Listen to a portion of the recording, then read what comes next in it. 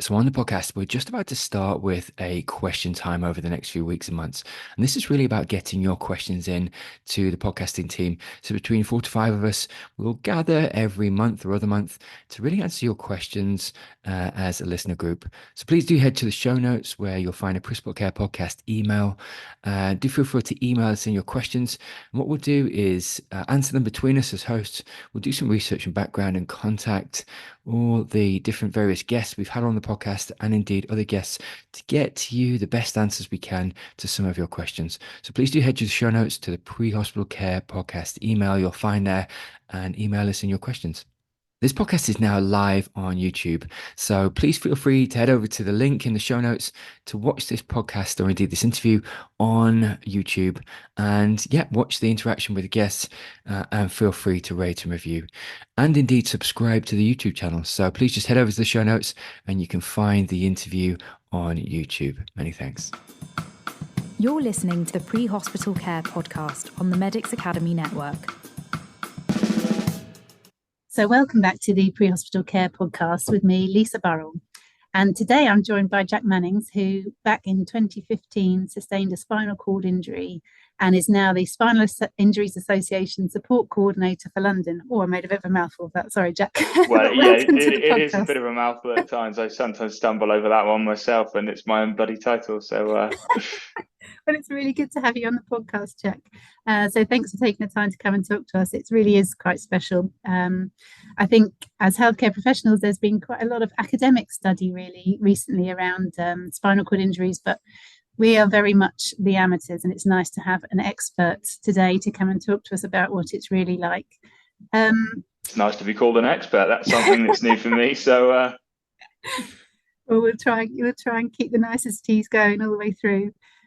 Do you mind if we start with a little bit about you? Do you mind telling us a bit about you, where you work, and the work that you're doing at the moment with SIA, just to get us started? Yeah, sure. So, as you very expertly put it earlier on, I'm the support coordinator for Spinal Injuries Association, specifically kind of in the London area. Obviously, it's a national charity, so we've got kind of other Jacks, if you like, across the country, but London's my patch. And I suppose my role in running that support network is to try and get as many people with spinal cord injuries back to living a fun, fulfilling, incredible life, because unfortunately that there are a lot of barriers that are put in their way. And we're fortunate enough that we've been able to break through some of those barriers, but not everyone is. And so we want, our expert voice, our guiding voice perhaps, to be able to support as many people to get back to whatever meaningful activities are important to them. Because I think if there's one thing that I've learned since my injury is that there are 9 times out of 10 much smarter people than me that have worked out incredible ways of doing almost anything. And sometimes you just need that support and that guiding voice to point you in the right direction. It's amazing. It sounds like you've had the opportunity to support quite a lot of people and been quite an inspiration to many people, actually. So we're really lucky to have you come and talk to us. Thank you. Well, I don't know about the I word, but I think sometimes it's more a case of, I've made all the mistakes already, so I can tell you what not to do. But, certainly that it is a really great part of my job is that I meet so many different people from so many different kind of backgrounds and so many different interests. So every day's sort of very different for me, which is, how I like it. Every day's a learning day for sure. Do you mind telling us, Jack, about what happened back in 2015 when you had your injury and how this all started for you? Yep, sure. So, I was about to say 8 years ago, but it's coming up on 9 this summer. I was involved in a car crash. Really boring story, to be honest with you, but I was in a car with my sister who was driving at the time, going down a country road that we'd both driven down hundreds of times. No one had been speeding. It was the middle of the daytime, just one of those freak accidents, and sadly she lost control of the car, ended up in a tree, and I sort of was made tetraplegic, so from C5 level, and sadly my sister, who was also in the car obviously as a driver, passed away in the accident. And yeah, that would have been August 2015. So it's one of those things where it seems a million years ago, but also seems just like yesterday. But no, I think it's certainly, as you said, every day's a learning day, and it's certainly been that way for me in the last, nearly a decade. Mm. Yeah, well, it's certainly not a boring story. It's quite an incredible thing, what you went through. It is quite. I think that's one of the big things about us with spinal cord injuries, though, is we do have that kind of dark sense of humor. My favorite story ever. We're always sort of competing with our stories. You see, my favorite story ever is a guy that I knew quite well who worked at Longley, the safari park zoo type situation in I want to say Somerset, maybe Dorset, that direction anyway. And he was injured because he was sat on by a rhino. Oh wow. Now, if we're comparing stories, that's a pretty good one. Supposedly he was out feeding them because that was just part of his job. And a bit like how cats and dogs like to rub up against your legs, so do rhinos apparently, except this rhino didn't realize that he wasn't one and couldn't take the weight of it, and sadly fell on him, and he was there for quite some time before he was found, which is crazy story, but again, pretty good one. Hard to beat that. That is an amazing story. I cannot imagine what it must have been like as the team who went out to treat him to get that call come in, patient crushed by rhino. My goodness, that raises the bar in the UK for sure. I think to be honest, this whole area of spinal cord injury is such a challenge for us as pre-hospital clinicians, because honestly, I mean, I've been doing pre-hospital critical care for 17 years, and I could probably count on one hand the amount of complete cord transections that I've seen in that time. It's actually really rare, and we really do worry about whether we're going to be able to look after patients properly, holistically in that moment when you have such a life-changing injury. I mean, it's actually relatively more common to see the partial cord syndromes where people still have some level of function, but to have a complete loss of function is extremely difficult situation. And you've certainly had, probably as much of an extreme experience of that anybody could possibly have. And I'm sorry to take you back to that time, but thank you for sharing with us what happened to you. Do you remember in those early hours anything particularly that was really good that the team did for you, or things that they did maybe that didn't help you or made things more difficult? Can you remember anything about the actual experience in those first few hours? I'm thinking particularly for the pre-hospital clinicians listening to this podcast, if there's anything that they could take away from that. I think initially there was supposed to be a helicopter come pick us up. That couldn't find anywhere to land nearby. So that was a bit of an issue and kind of caused a little bit of a delay, I guess. I think that early sort of period of just being in the car, especially obviously with my sister there, was pretty traumatic. And so that kind of period got extended maybe longer than it otherwise could have done. But weirdly, the abiding memory I have outside of obviously, sadly, my sister, but from myself, was just I was furious that they were cutting my favorite pair of shoes off me. I was like, this seems so unnecessary. I've just broken my wrist. I don't, it's so much in denial about what had happened that, I just remember them cutting my shoes off and being absolutely furious about it, which is, pretty comical looking back on it. And the other thing is that when the ambulance finally arrived, it was actually a school friend of mine. It was his dad was one of the paramedics there. Oh, wow. And he recognized me and was sort of asking me sort of different questions about things, and it was that was quite an interesting one. I had to say, soon after that, it was quite an extensive laundry list of extracurriculars that I was probably on at the time. Lots of different drugs going in my system. So I think beyond that, I don't really remember a lot from the first few weeks, really. The only other thing I remember from kind of very early on, which is, once I'd arrived in hospital, was so I managed to split my head open in the car crash, and I remember them getting sort of I don't know whether it was a student, but somebody that was perhaps new to that sort of thing, to sew me back up, which was an interesting one. I've definitely got the scar to show it, but I suppose everyone's got to learn somewhere, don't they? So they didn't do a great job with your. A much better job than I would have done. Let's put it that way. But I've seen neater scars in my life. Yeah. Oh my gosh. Well, yeah, it really makes you think, doesn't it, that when we're with somebody who's having that life-changing injury, maybe that it just is not the time for somebody to be learning their suturing skills. But what an impact. Perhaps, I think I always lean towards being a bit more sympathetic in those sort of situations, I suppose, just because, I think you've got to learn in those sort of situations sometimes, don't you? Yeah. And you thought you'd broken your wrists, you said. Is that right?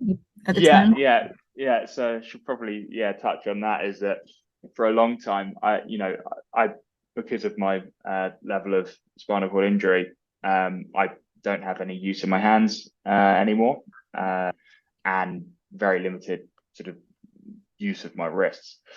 So at the time, in the car and in the first maybe few days or week or so at hospital, I was just convinced that I'd broken my wrists, which is why I couldn't move my hands. I just remember thinking, I was sort of maybe 4 weeks off going back to university. And I remember just thinking, oh, for God's sake, I'm going to go back to university with 2 broken wrists. This is not great, is it? And, it took a few times of people sort of sitting me down and saying, well, not sitting me down, I was already lying down, but having to kind of describe what had happened, and that it was maybe a little bit more serious than that. The only problem with that being that, I was on so many drugs that I kept forgetting. So, the poor, nurses and physios probably had to tell me about 10 times before I probably sank in. It's interesting that you talk about that, actually, Jack, because I think that is the thing that we really, really worry about.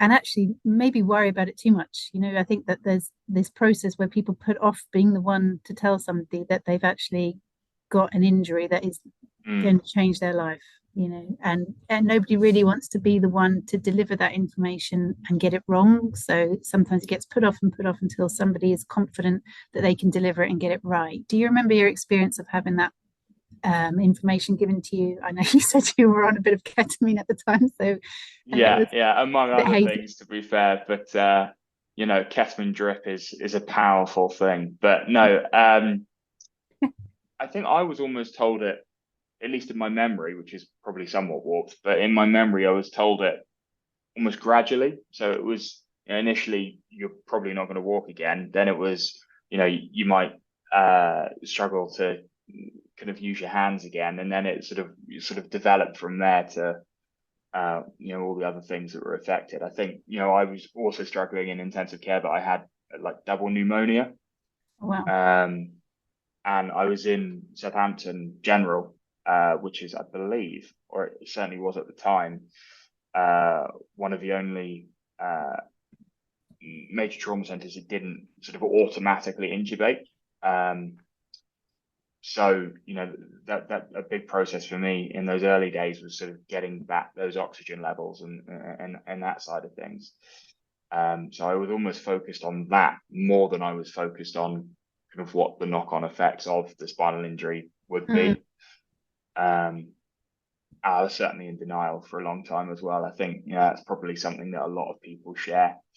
I was saying, things might come along that, magically solve everything, or, oh, no, I just need to have special gloves or something, was a weird one that I was, using for a while. And being told for me, it was almost drip fed. And it's hard to say whether that was the right way or the wrong way.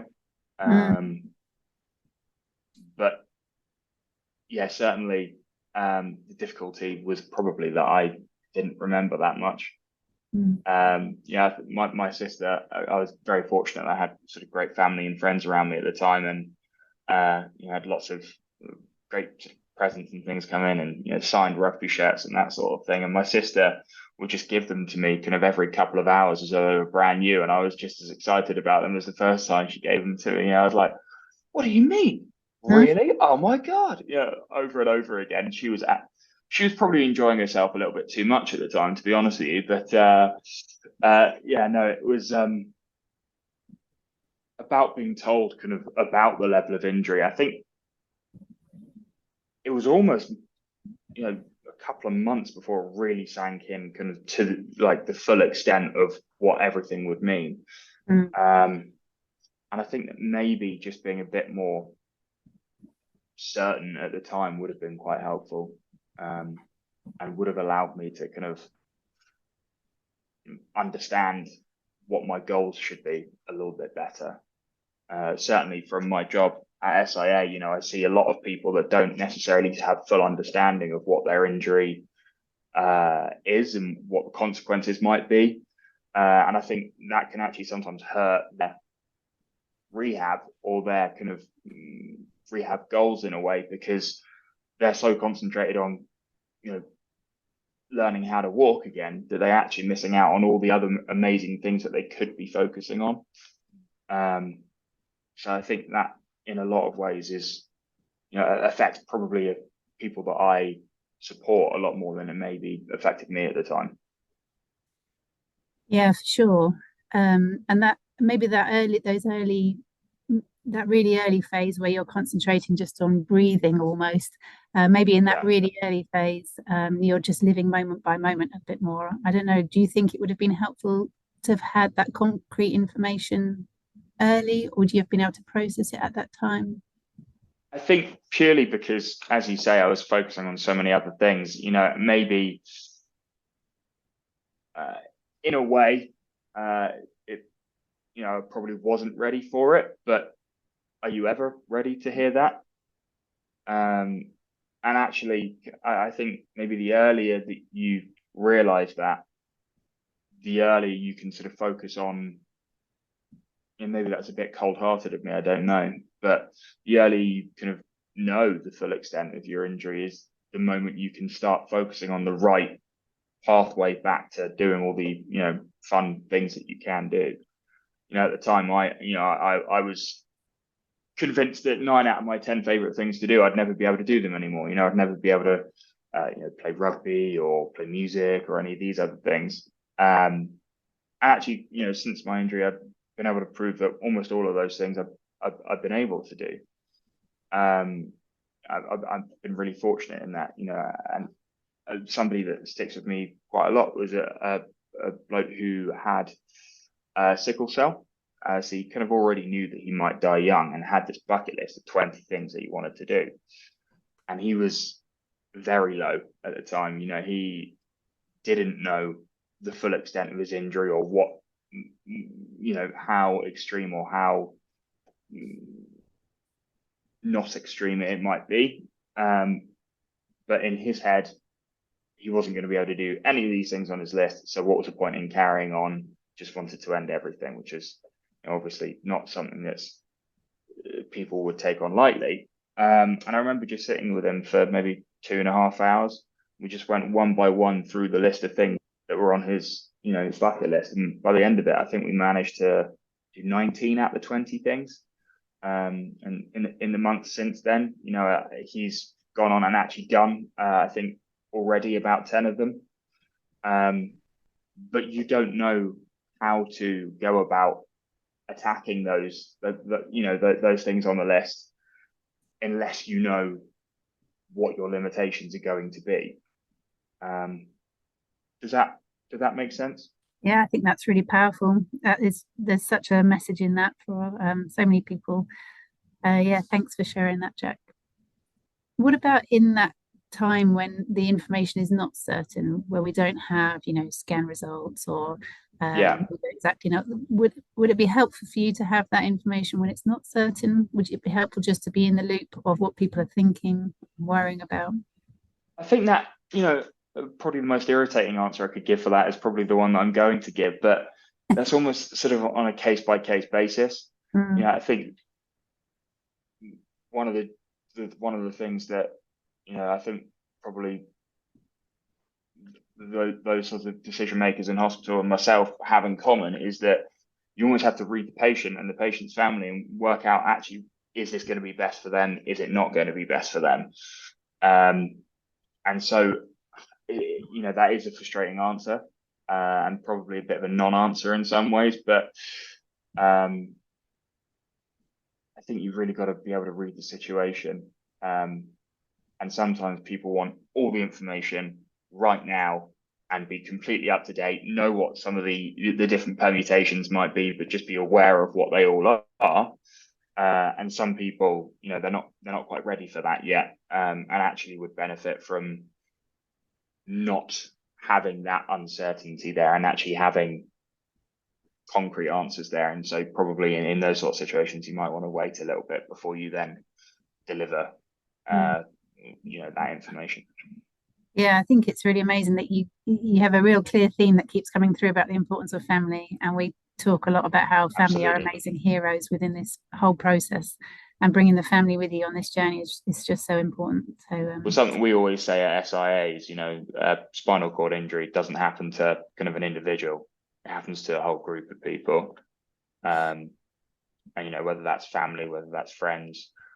I mentioned earlier, I was extremely fortunate that I had an incredibly strong group of family and friends that kind of really pulled me through all of the really tough times, but a lot of people don't necessarily have that. And I think sometimes those are the people that slip through the cracks somewhat.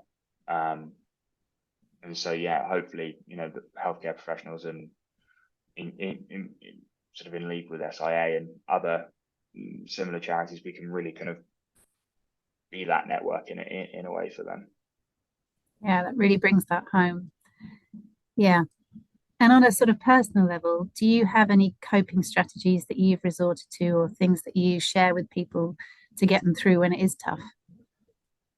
I mean, one thing that I really suffered with kind of early on, and to an extent still do, is physical pain, so nerve pain, neuropathic pain. And one piece of advice that a physio once gave me that I tell anybody that will listen is that neuropathic pain is a bit like having a radio on in the background. Like if it's there and you're listening to it, it's always there and you can hear it clear as day, and that's all you're concentrating on.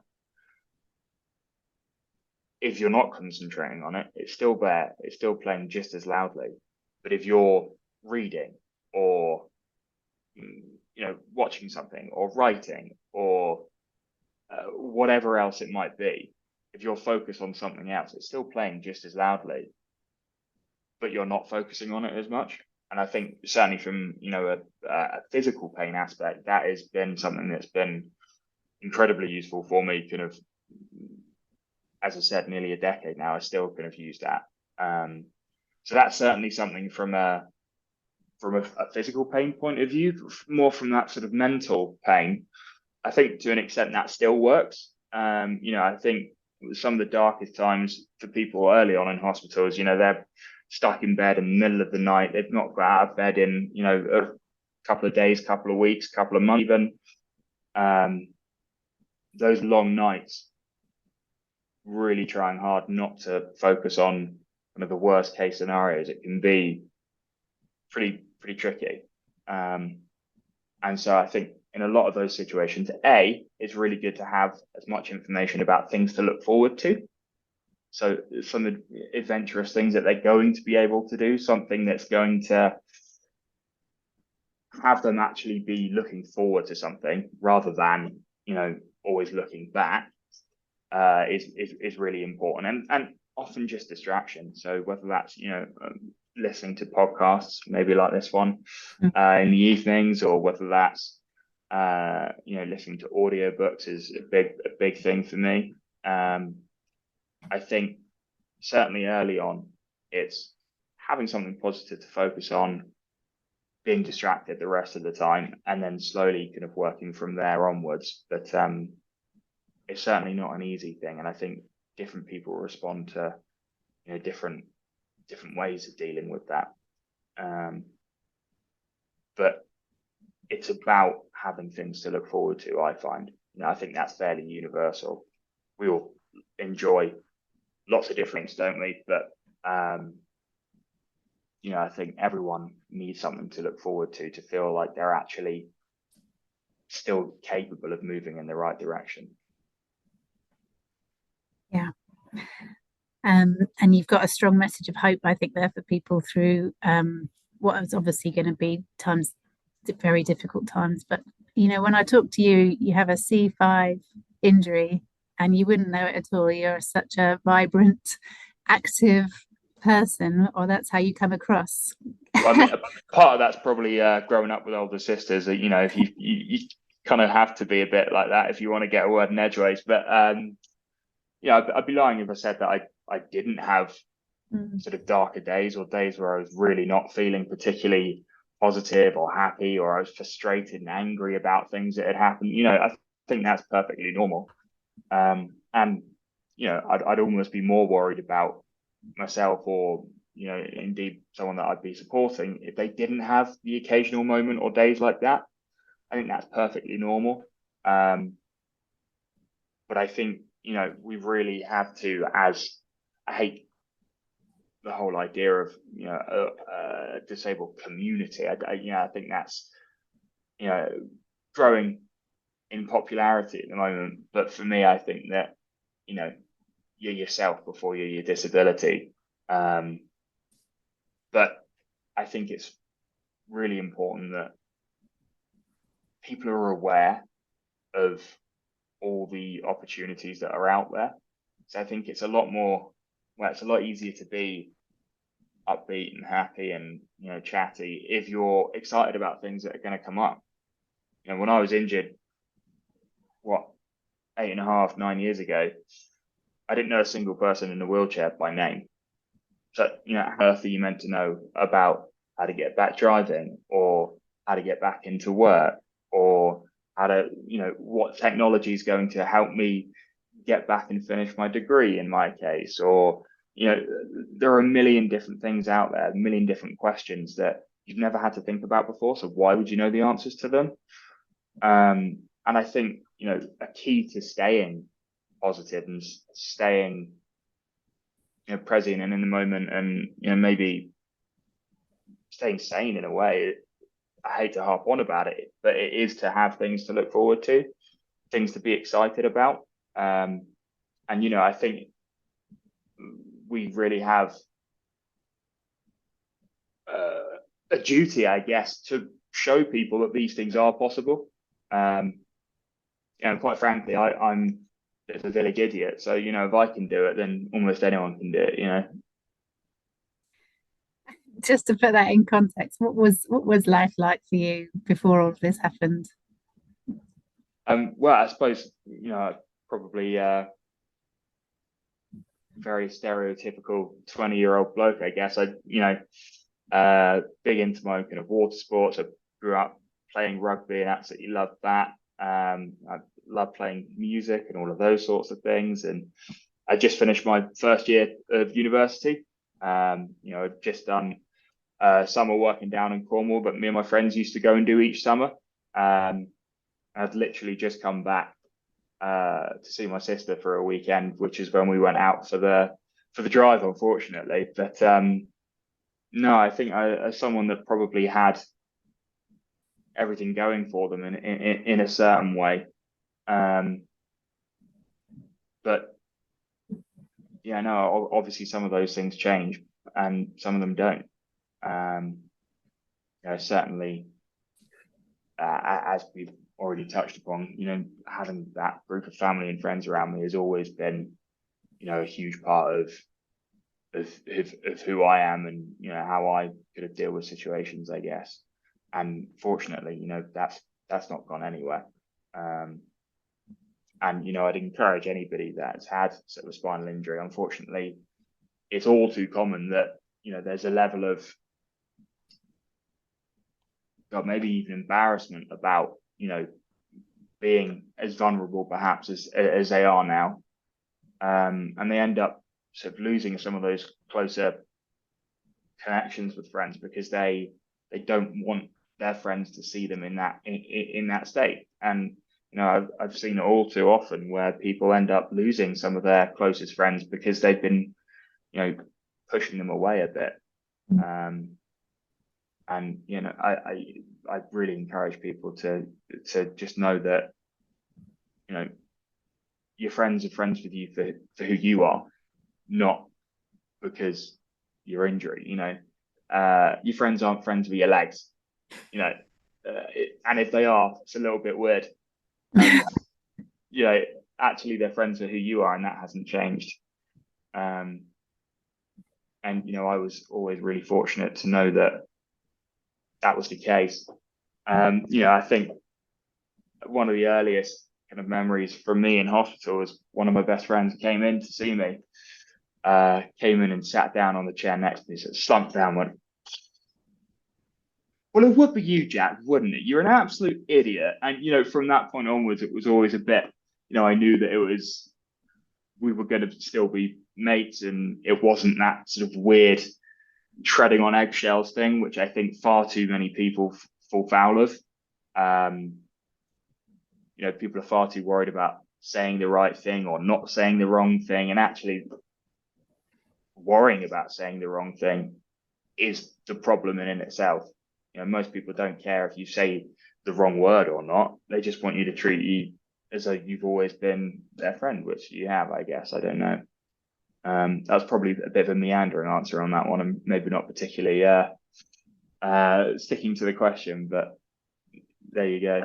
You show the brilliant people who are in your life. And actually, I think it is so common that people are so worried about saying the wrong thing. People end up saying nothing, and then it becomes all very artificial, very odd for the person who's got so much to come to terms with physically to have all of those emotional relationships challenged as well. Just a whole nother level to it, isn't it?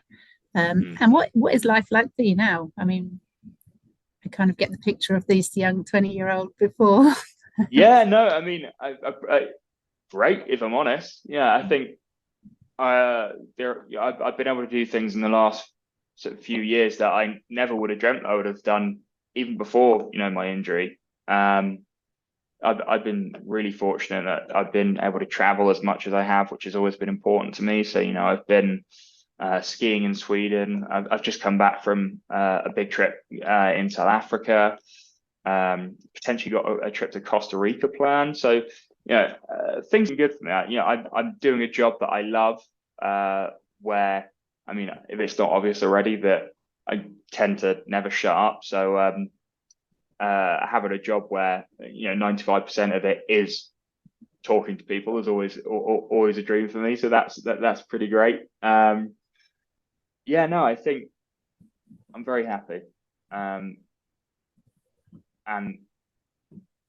I really want as many people as possible to know that is possible and doable. And if anyone out there is listening to this that has gone through a similar thing and needs that support, and specifically maybe that support from somebody that's kind of got that lived experience, then I just encourage them to get in touch. And I think it'd be really important for them to know that life doesn't end with a disability. And that's a bit of a cringe statement, but it's true. And actually, so many more doors can open if you know where to look. For sure. I couldn't agree more. That's so amazingly powerful. Thank you, Jack. We'll just bring it together with any messages that you'd really like to get out, either to people who are living with a spinal cord injury, or any advice that you might have for healthcare professionals like me, or people who are caring for people with spinal cord injury. What do you think are the most important things that you'd like people to know? So from a healthcare perspective, I think maybe the two most important things that are often overlooked are bladder and bowel care, and then also pressure sores. You know, those are things that are so easily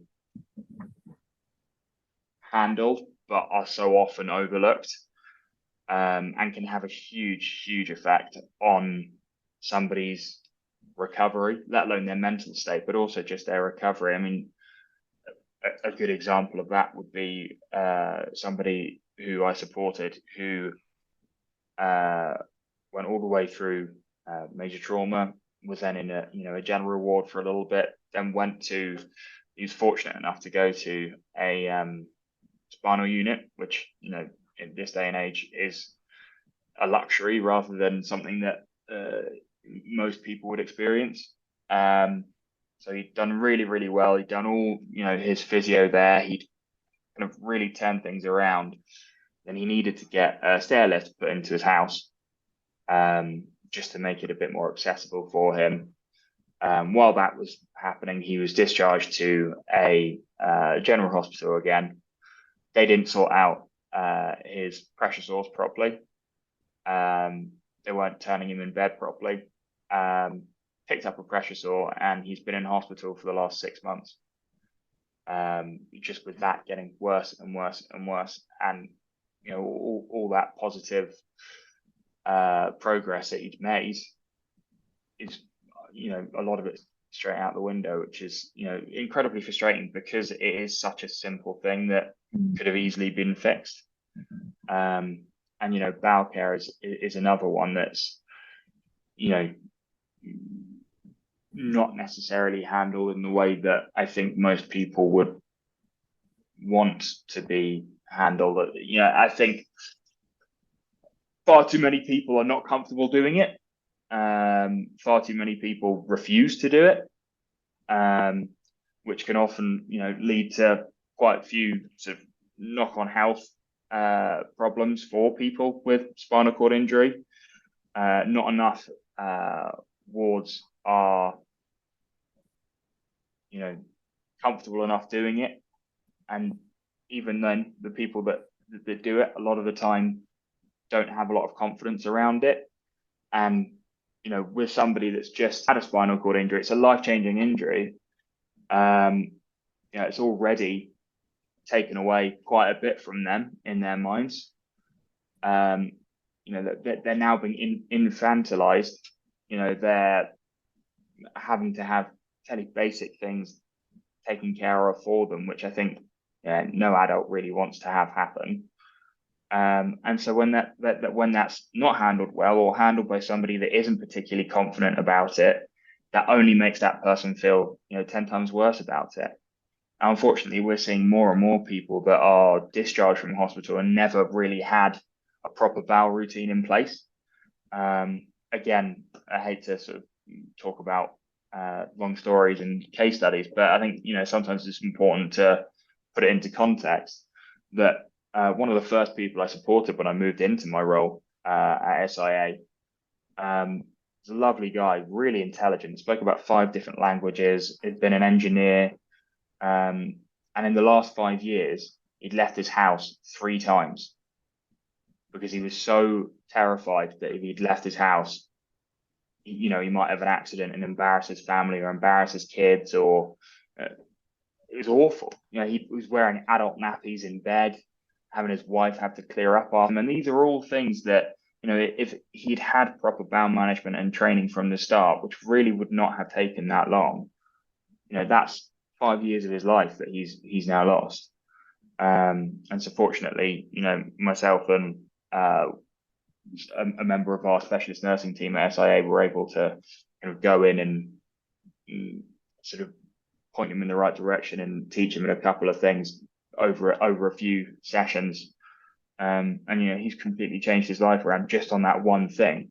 He's out doing triathlons with his kids now and doing amazing things. And all of that came down to the people in hospital at the time refused or didn't know how to do bowel care properly, which is crazy.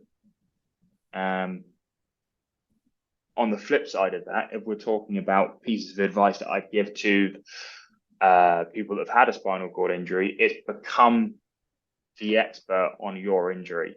No one else is going to do it for you. You have to be the expert, so that when you go to a hospital setting after you've been injured, you may have to go back to hospital at various different times for various different reasons, even to see a GP. You need to be the expert on your injury, because no one else is going to do that for you.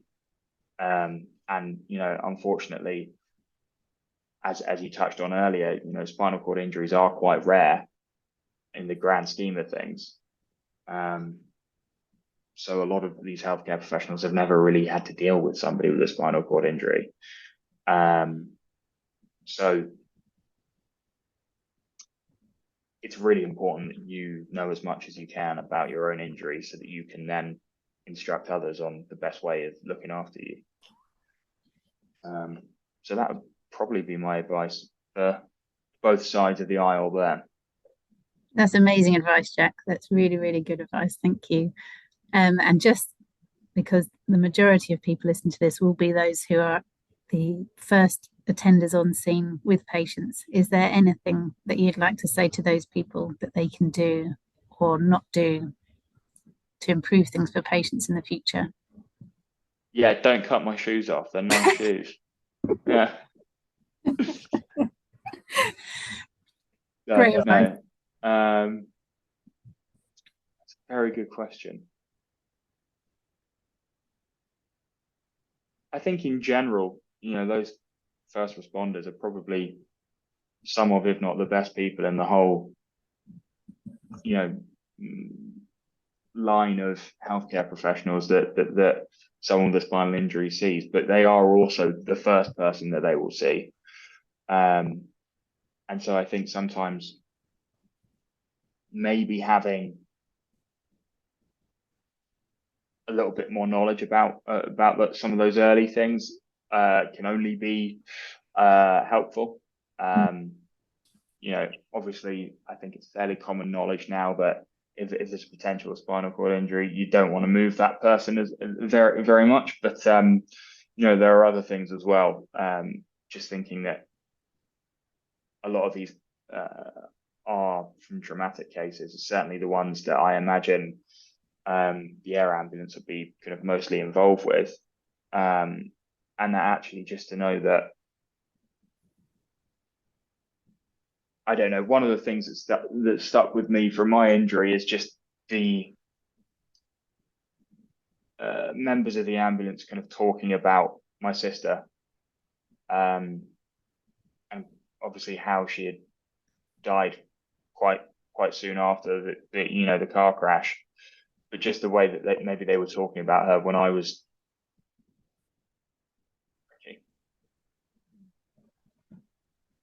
and maybe have a bit more of a understanding that that's almost just as difficult an element of it as the physical side of things in that moment anyway. Sure. And I wonder whether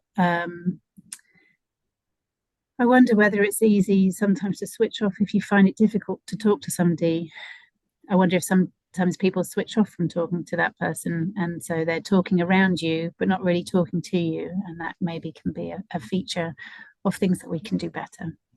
Yeah, I think you probably put that much better than I have, but that's exactly right. Yeah. Listen, Jack, it's been absolutely amazing to talk to you. Honestly, such a privilege, and such a privilege to hear about all the great work that you and SIA are doing. Thank you for sharing with us, and thank you for your time today. Yeah, no worries at all. And just one final plug is that if anybody that's listening, comes across somebody with a spinal cord injury, please do get in touch with us. We can't do any of the work that we do unless we are referred patients. So we can be there from day one, even if it's to support the families at that stage. We just want to be there to help as many people as possible. So if you do come across any spinal cord injury patients, then please do get in touch and get us involved. Thank you, Jack. And we can post the links for that under our show notes. Thank you so much for your time today, and thank you to everyone for listening, and we'll catch up again soon. Thanks Jack. Very much. You're listening to the Pre-Hospital Care podcast on the Medics Academy Network.